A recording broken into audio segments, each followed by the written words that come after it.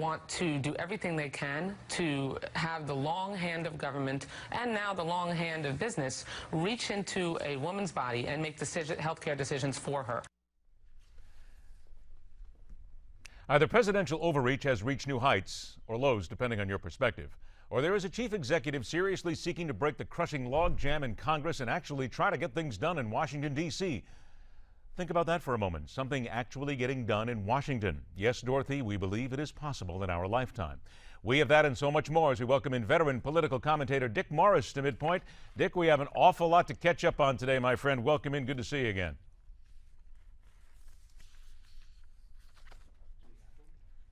Okay, Dick, I cannot hear you.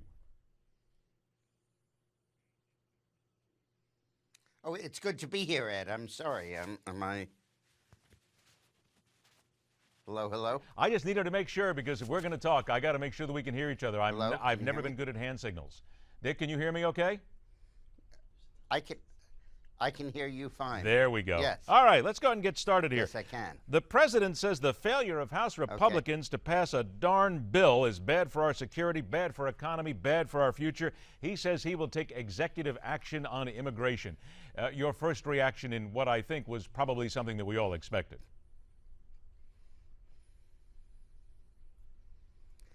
I think that he's making a serious mistake, not only substantively but politically.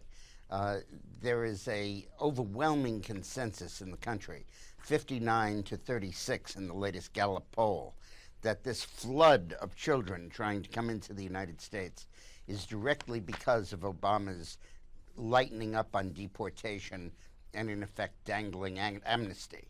And there's a feeling that this is very bad for the United States, and that ending deportations would just catalyze more of a human wave of these children. And when you say 59 to 36, it's one of a number of poll findings that's almost identical to that on issues like Iraq, the IRS, and Benghazi, and VA, where everybody, all the independents and all the Republicans blame Obama, and he's left with only the hardcore Democrats defending him. What about those who say that something needs to be done? And I'm going to play both sides of the argument here. There are those who say that something needs to be done. There is a constant logjam in Washington. It is up to the president is the only one who can get something done. And there are those who are also going to look at it and say the longer we wait, the worse this situation gets in the Southwest.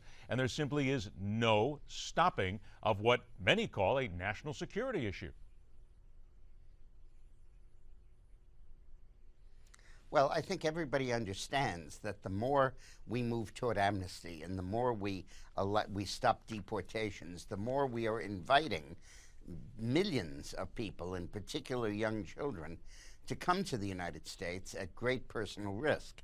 And the more we let them in, the more we're inviting diseases as well as other social problems in the United States. And I think that the solution that he's likely to recommend, which is an end to deportations, is illegal. The first article of the Constitution related to the presidency, Article 2, says he shall take care that the laws are faithfully executed. And the law requires deportation, and suspending them is in violation of that. I think the Supreme Court is increasingly getting the message and sending the message that Obama is overstepping his bounds. He's like 0 for 3 right now, and I think it's going to continue. All right, then let me ask you from that specific point, because certainly after the Supreme Court slapped him down recently, this is seen by many as another executive overreach. Why then does he continue to follow this course of action if he knows that already he is under the gun, that there are those watching him, that he has been slapped down once by the Supreme Court? Is it just straight hubris, straight ego, arrogance? What is it? I think it's an attempt to stack the deck. I think Obama understands that whatever the price in his popularity, if he can make 11 million tried and dyed-in-the-wool Democratic voters legal and give them, in effect, the right to vote, and in effect put them on the path to citizenship, he's going to stack the deck in any future election. And I think he's feeling that his popularity is quite beside the point. What's important now is to increase the number of voters who are reliably, absolutely, mechanistically Democrat. I wanted to get your opinion on House Minority Leader Nancy Pelosi. She was in Mexico over the weekend with a group of folks where she was visiting the border, and she said that this should be regarded as an opportunity and not a crisis because they're all God's children. Let's go ahead and hear what she had to say over the weekend. We have to use, as was said this morning, the crisis that some view as a crisis, and it does have crisis qualities, as an opportunity to show who we are as Americans, that we do respect people for their dignity and worth. Dick, I wanted to get your reaction to Nancy Pelosi's words because certainly there are some people who are looking at it as, well, again, both sides, a wonderful few words that she said, others looking at it as nothing more than just a PR stunt. Well, I think Rahm Emanuel put it best when he said, never let a good crisis go to waste. And I think that she should reflect on the concept of whether it's okay to fool God's children and trick them into believing that all they have to do is slog across 1,000 miles of desert at risk to their own lives and put themselves in the hands of coyotes and drug dealers to be smuggled into the United States to be able to stay here for the rest of their lives in violation of the law. I think that that's a kind of consumer fraud that I don't think God would appreciate being done to his children.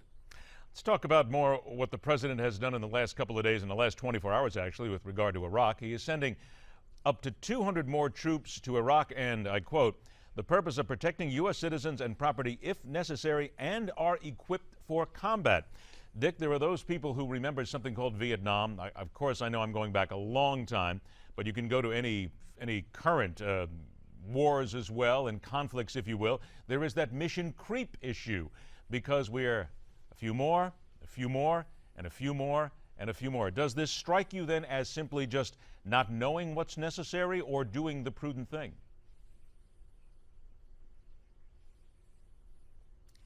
I think that Obama feels correctly very personally responsible for what's going on in Iraq, and the American people agree with him. That same Gallup poll I referred to shows that by 56-40, Americans think his withdrawal of all personnel from Iraq a few years ago led to the situation we now face.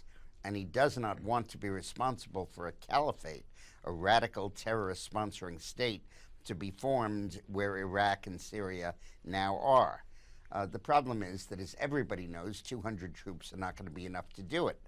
And inevitably, those troops are going to call for more troops and more and more.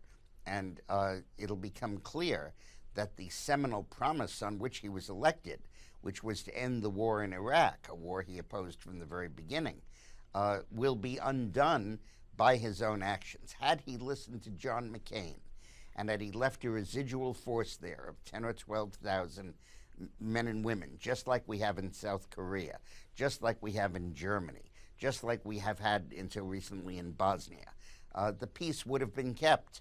But by pulling out completely, simply to honor a campaign pledge, he's plunged that region into total chaos, and he's scared to death of the consequences of that for the country that he leads. Dick, let's look at what's also happening in Israel right now, because the Israeli government is launching attacks against Hamas after the death of 3 teenagers.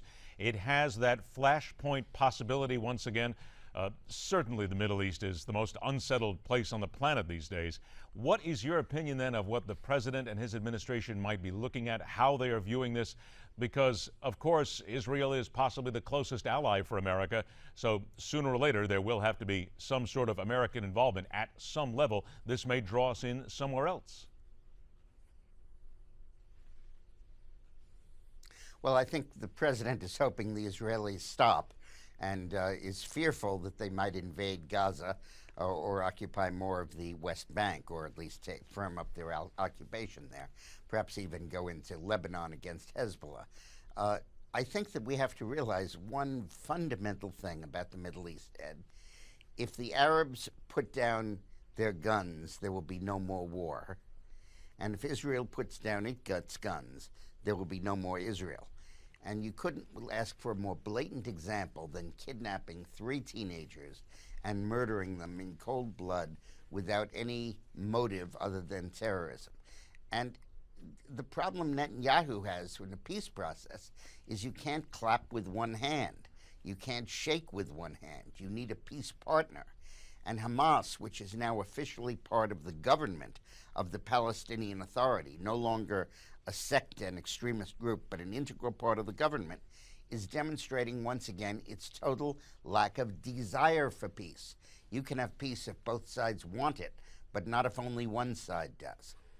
Dick, it is always a pleasure to get your take on this. Hopefully next time we meet, it'll be a little bit more peaceable times, and hopefully we can talk about a few more things closer to home. Thank you so much, my friend. Have a wonderful week.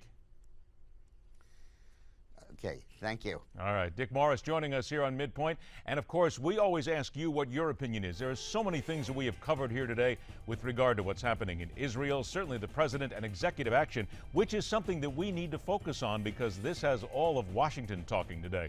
So we ask you to talk to us as far as social media is concerned. Send us your responses and your ideas via Twitter, via email, and also on Facebook at Midpoint TV. Let us hear what you have to say. Coming up, the Safe Carry Protection Act is now in effect in Georgia. That and more as Midpoint continues.